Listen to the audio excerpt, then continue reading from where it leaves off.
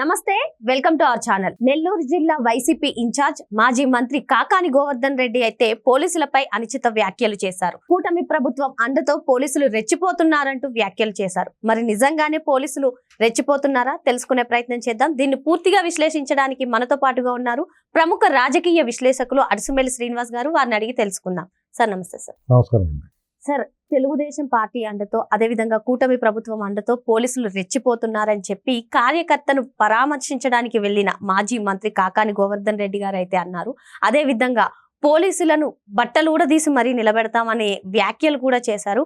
మా నాయకుడు ఏదైతే చెప్పాడో, సప్త సముద్రాలు వెనక ఉన్నా సరే వారిని తీసుకువచ్చి మళ్ళీ మీ ప్రభుత్వంలోకి వస్తాం, వారి అంతు చూస్తామంటూ ఆయన వ్యాఖ్యలు చేశారు. సార్ దీని మీద మీ అభిప్రాయం ఏంటి సార్? ఇప్పుడు వాళ్ళు బుర్రపాడైపోయిందండి. ఎందుకంటే వాళ్ళకు ఒక గుబులు ఉంది, దిగులు ఉంది.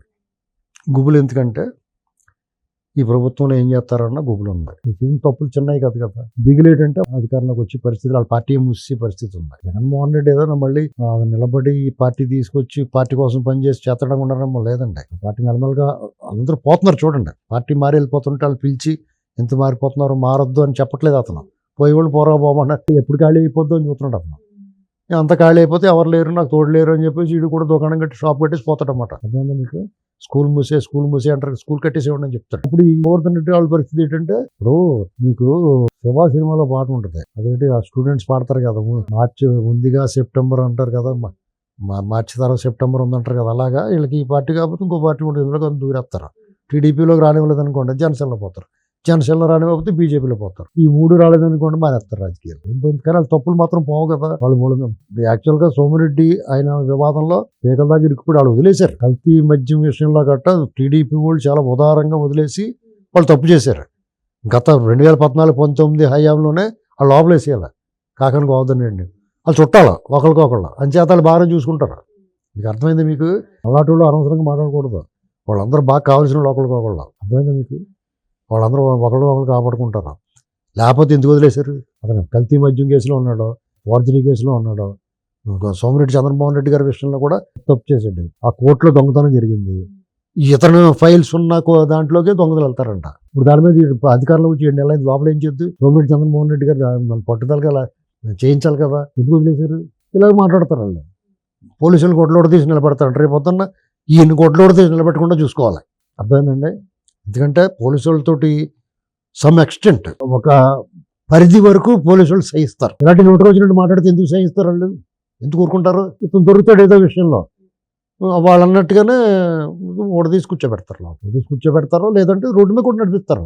ఒక స్టేజ్ దాటిన తర్వాత వాళ్ళు చాలా పవర్ఫుల్గా వ్యవహరిస్తారు. వాళ్ళు సరైనోడు తగలక ఇప్పుడు వరకుని ఓవర్ యాక్షన్ చేస్తారు. ఎవడో సరైనోడు తగిలేయడం కూడా వాళ్ళకి నోరు అప్పుడు మాట్లాడరు. రేడే చంద్రబాబు గారు వీళ్ళు కూడా ప్రజాస్వామ్యయుతంగా పద్ధతికి వెళ్తున్నారు కాబట్టి వీళ్ళు నోరు లెగుతుంది. కరెక్ట్గా రెడ్ బుక్ మొదలు ఓపెన్ చేస్తున్నారు, ఏం వదలలేదు. ఇప్పుడు వాయింతారు. కాకాని గోవర్ధన్ రెడ్డి వాడు తోపు తురుమేటి. అతనికి ఏమైనా జెరియంటీలు ఉన్నాయి ఏమన్నా స్పెషల్గా? అతను ఏమన్నా ఎవడన్నా ఒకటే రఘురామకృష్ణరాజు గారు లాంటి వాళ్ళు తీసుకెళ్ళి ఇరగొడేయారు పోలీసు వాళ్ళు. ఇతనెంత తలుచుకుంటే ఎంతసేపు అండి? ఇప్పుడు సప్త సముద్రాల్లో ఎందుకు నువ్వు అవతల వీధిలో ఉన్న వాళ్ళు రప్పించలేవు. నువ్వు నీదైన రోజు నువ్వేమైనా మాట్లాడతావు, నీది కాని రోజుని మీ ఇంట్లో వాళ్ళు కూడా నీకు లేకరా. అది గుర్తుపెట్టుకోవాలి. వాళ్ళు మాట్లాడుతున్నప్పుడు ఏంటంటే ఎదటోళ్ళు వాళ్ళ క్యాడర్ని సంతృప్తిపరచడానికి అది ఇది ఏదో మాట్లాడతారు. అవి పిచ్చి మాటలు, ఆర్తనాదాలు అవన్నీ. ఏంటంటే పడవ మునిగిపోతుంది అనుకోండి, అందరికి కేకలు పెడతారు. దాని అర్థం అదేంటనుకుంటున్నారు? ఆర్తనాదం. అది విమానం కూలిపోతున్నట్టు కొన్ని వీడియోలు వచ్చినాయి చూడండి, అవి ఆర్తనాదాలు అంటారు. అటండి అతను చేసి అన్ని ఆర్తనాదాలు అవి. అంతే తప్ప అది వీరుడు సూర్యుడు సింహానాదం కాదండి, అది ఆర్తనాదం. సార్ ఇంకొకటి సార్, ఇప్పుడు వైసీపీ కీలక నేతలు ఎవరైతే ఉన్నారో వాళ్ళందరూ కూడా బయటకు వచ్చి ఏ సమావేశానికి వచ్చినా సరే మేమే అధికారంలోకి వస్తాం అంటూ ఉన్నారు. మరి అదే విధంగా పోలీసులపై కూడా ఎప్పటికప్పుడు అనుచిత వ్యాఖ్యలు అయితే చేయడం చూస్తున్నాం. అసలు ఎందుకు సార్ ఈ విధంగా? అంటే ఏం లేదండి, ఇప్పుడు జగన్మోహన్ రెడ్డి అయినా అతను మొదలెట్టాడు, మసోన్రావు మళ్ళీ మేము వస్తాం ఈ సంగతి చూస్తాం. అది ఏంటంటే సాధారణంగా ఒక చిత్తచాంచల్యం భ్రమ ఉంటుంది, అందరికీ ఒక కళ డిజైర్ ఉంటుంది. మీకు కూడా మంచి రాజకుమారుని పెళ్లి చేసుకోవాలి, వాడితో పాటు ఆకాశంలో ఎగరాలని ఉంటుంది కదా. అది సహజంగా మంచిది, అది మానసిక ఉల్లాసం కలుగుద్ది. ఇంకోటి డబ్బులు లేనివాడు డబ్బులు రావాలి, లాటరీ తగలాలి, కారు కొనుక్కోవాలి, పెద్ద ఇల్లు కొనుక్కోవాలి, మంచి కుటుంబం ఉండాలి, ఇవన్నీ కోరుకుంటాడు. అవన్నీ జరగాలేదు, ఒక డిజైర్, అది కళ. ఆ కళ కనటం తప్పు కాదు, కళ దాన్ని నెరవేర్చుకోవడం ప్రయత్నం చేయడం తప్పు కాదు. అంతేగాని ఒక చిత్తచాంచల్యం భ్రమలో ఉండి ఇది ఇలా జరిగిపోద్దని భ్రమలో ఉండి ఆ భ్రమ పడటం కూడా తప్పు కదా రకంగా, కానీ భ్రమ నిజం అనుకోకూడదు. ఆ భ్రమని నిజం అనుకుంటే ఆ రోగం అది, దానికి చికిత్స కావాలి. ఆ చికిత్స కోసం లండన్ పోయాడు ఇప్పుడు అతను. అర్థమైందండి, అర్థమైందా? అది వీళ్ళందరూ కూడా అది రోగం రా బాబు వాడు అలాగే మాట్లాడతాడని తెలియక వీళ్ళు మాట్లాడుతున్నారు ఆ మాటలన్నీ. అంతేగాని ఎలా వస్తాడండి, ఎలా సాధ్యం చెప్పండి? అతను అంత అరాచకం చేయబట్టి ప్రజలను భయభ్రాంతులు గురి చేశాడు కాబట్టి నువ్వు అందరూ ఏకమే నువ్వు వద్దురా బాబుని పోయారు. వీళ్ళు అలాంటి తప్పులు చేయట్లేదు కదా.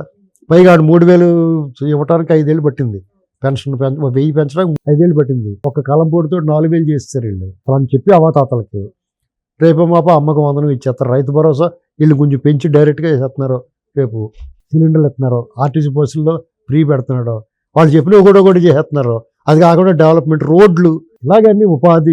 రేపటి నుంచి యాక్టివిటీస్ పెరిగిన తర్వాత ఇప్పుడు ఇసుక మద్యం విషయంలో హ్యాపీగా ఉన్నారు ప్రజలందరూ. ఇప్పుడు యాక్టివిటీస్ పెరిగి పనులు చేతులు నిండా పనులు దొరికి డబ్బులు చేతులు ఆడుతున్నప్పుడు నువ్వు ఎందుకు గుర్తుకొస్తావు? నీ పేరు చెప్తే భయం వేద్దాం. అసలు నువ్వు మళ్ళీ వస్తావన్న ఆలోచన పెట్టుకోవడం తప్పు నీకు. అదో పిచ్చి, అది రోగం అది. అప్పుడేమో వైనాట్ 175 అన్నారు సార్, ఇప్పుడు మళ్ళీ అధికారంలోకి వస్తామంటున్నారు. అవన్నీ పిచ్చి భ్రమలండి. ఆ భ్రమలు నిజం అనుకుంటున్నాడు, అది రోగం, దానికి చికిత్స చేయించుకోవాలి వాళ్ళు, అంతే.